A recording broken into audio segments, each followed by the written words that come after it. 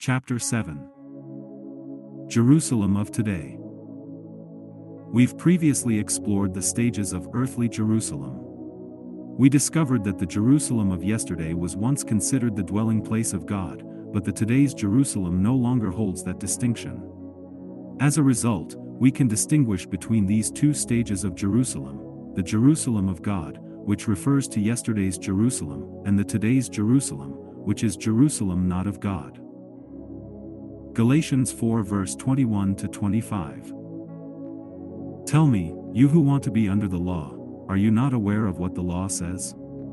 For it is written that Abraham had two sons, one by the slave woman and the other by the free woman. His son by the slave woman was born according to the flesh, but his son by the free woman was born as the result of a divine promise. These things are being taken figuratively. The women represent two covenants. One covenant is from Mount Sinai and bears children who are to be slaves. This is Hagar. Now Hagar stands for Mount Sinai in Arabia and corresponds to the present city of Jerusalem, because she is in slavery with her children. Paul said, today's Jerusalem and her children are in slavery. Why are today's Jerusalem and her children in slavery? Firstly, it is because God is no longer present. It was initially the dwelling place of the Most High, where saints previously worshipped God. The worship of God is no longer there. God no longer directs the minds of people towards there. The Word of God that tells us what God does every season has shown us God is no longer there. However, that system of worship has been changed, making it a deadly form of worship. After God left Jerusalem and the system of worship changed, people who believed God was still present continued to worship Him there, unaware of His absence. Since the system of worship had been altered, their worship became deadly because the Word of God, which was the basis of their worship, had also been changed. Therefore, Jerusalem and her children are in slavery because they worship God in a place where He was no longer present and based their worship on altered words. Similarly, when we worship God in a place where He cannot be found or base our worship on words that are not authentic, we are also in slavery. When we go to church whose foundation isn't based on the Word of God, we will just be wasting our time. Nothing good will come out of it. It's a deadly worship. But where God's presence can be found, where the Word of God dominates, that is where holiness and the fear of God can be felt and direction for life can be seen. Today's Jerusalem and her children are in slavery because God no longer reigns there, and the Word of God that once guided their worship has been changed. That was where the light of God was, but that light has been turned off. The holy temple of God is no longer present in Jerusalem, so those who worship there will not find God's presence. Historically, Jerusalem was the center of worship for all saints, but now, the current Jerusalem and its people are in slavery because God's presence has departed. Instead, God's presence is found wherever He reigns. Today, Jerusalem is no longer the Jerusalem of God, although it still belongs to Him. God has relinquished control over the city, and His presence is no longer there. Although God once dwelled in Jerusalem, making it a glorious city, He no longer resides there. Consequently, in terms of salvation, Jerusalem is now comparable to any other city worldwide, as God's presence is absent. Nevertheless, the city still belongs to God, and He holds it dear. The name, Jerusalem, remains significant and revered by God. God will return to Jerusalem in the future, re-establish His reign, and restore the city's former glory. This indicates that God has not completely forsaken the city, but rather, His presence and reign are currently absent, with a promise of future redemption and restoration. Currently, the holy temple of God is no longer in Jerusalem because God has relocated to a new dwelling place. Having previously resided in Jerusalem, God has now moved to His heavenly tabernacle, where He presently dwells. This marks a shift from His former earthly abode to a heavenly one. As a result, the location and manner of worship have undergone a transformation. Since God has relocated from Jerusalem to His heavenly tabernacle, the previous system of worship is no longer applicable, and a new approach to worship has been established. The death and resurrection of Christ marked a turning point, prompting a change in God's dwelling place and the system of worship. Previously, God's presence and glory were centered in Jerusalem, making it the sole location on earth where he could be worshipped. However, after Christ's sacrifice and resurrection, he ascended to his heavenly tabernacle, leading to a significant shift. God's nature remains unchanged, but the location and method of worship were transformed, as he transitioned from his earthly dwelling in Jerusalem to a heavenly one, establishing a new focal point for worship. Hebrews 8 verse 1-2. Now the main point of what we are saying is this: we do have such a high priest, who sat down at the right hand of the throne of the majesty in heaven, and who serves in the sanctuary, the true tabernacle set up by the Lord, not by a mere human being. After Jesus' death and resurrection, he didn't return to the Jerusalem temple built by human hands to serve as a priest. In fact, during his lifetime, he wasn't eligible to be a priest in that temple because he was from the tribe of Judah, whereas the priesthood was reserved for the Levites. Instead, after his resurrection, Jesus ascended to the heavenly tabernacle, where he assumed the role of high priest. This marked the end of the Levitical priesthood and the beginning of a new priestly order. Consequently, both the location and system of worship were transformed. Shifting from the earthly temple in Jerusalem to the heavenly realm, with Jesus as the eternal high priest. Hebrews 9:11-12. But when Christ came as high priest of the good things that are now already here, he went through the greater and more perfect tabernacle that is not made with human hands, that is to say, is not a part of this creation. He did not enter by means of the blood of goats and calves, but he entered the most holy place once for all by his own blood, thus obtaining eternal redemption. After his resurrection, Jesus entered the most holy place in heaven, not with the blood of animals, but with his own blood, which he shed on the cross. This act marked a new and permanent way of atonement, surpassing the old covenant system of animal sacrifices. During his earthly ministry, Jesus prepared people's minds for the new system and place of worship, but the old system and place of worship remained in place until his blood was shed. Until then, God's presence remained in the holy temple in Jerusalem, and the Levitical priesthood and all religious activities continued unchanged. The old way of worship was still the way to worship. This is because the blood that would secure forgiveness for humanity was not yet available. As Jesus was still alive and preaching the gospel, the old system of animal blood sacrifices remained in place. Therefore, the practices of tithing, observing the Sabbath, and other forms of worship had not yet been superseded. After his death, Jesus entered the most holy place once to secure redemption, and he remains there to this day. Unlike the Levitical priests, who had to annually enter the most holy place in the Jerusalem temple to seek forgiveness for themselves and the nation, Christ's single entry into the heavenly most holy place was sufficient.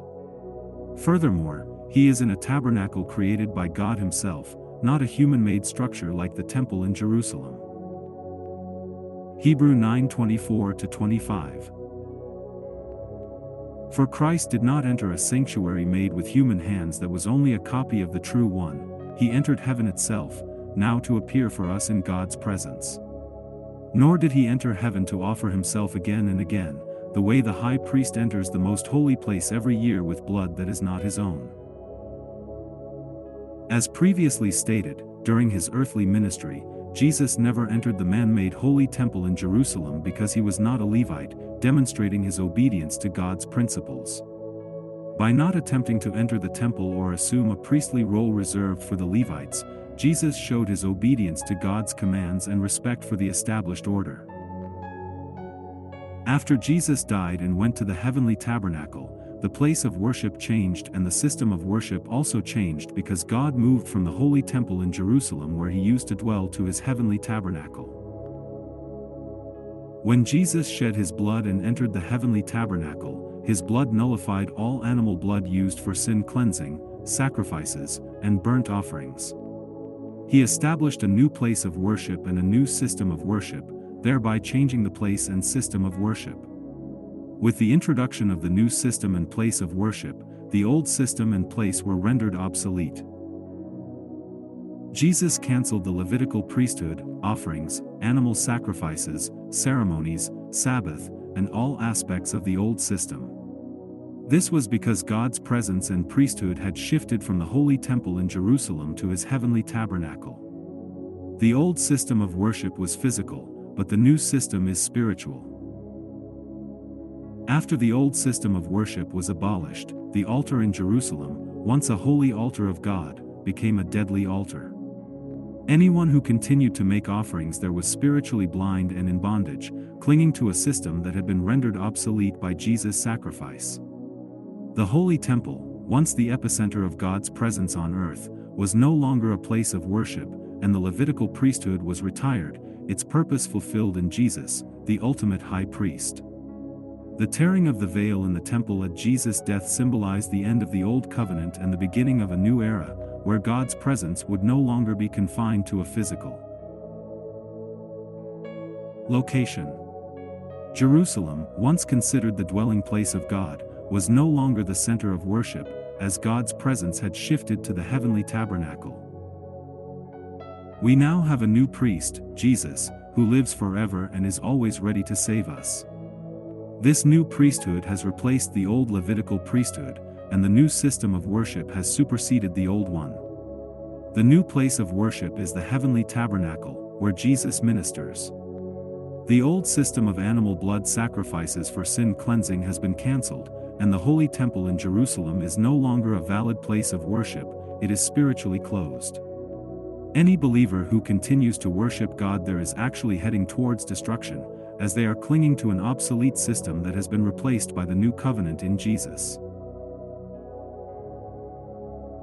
Despite the new system of worship, those who were spiritually blind and disobedient still chose to worship God at the Holy Temple in Jerusalem, and consequently, they were in slavery.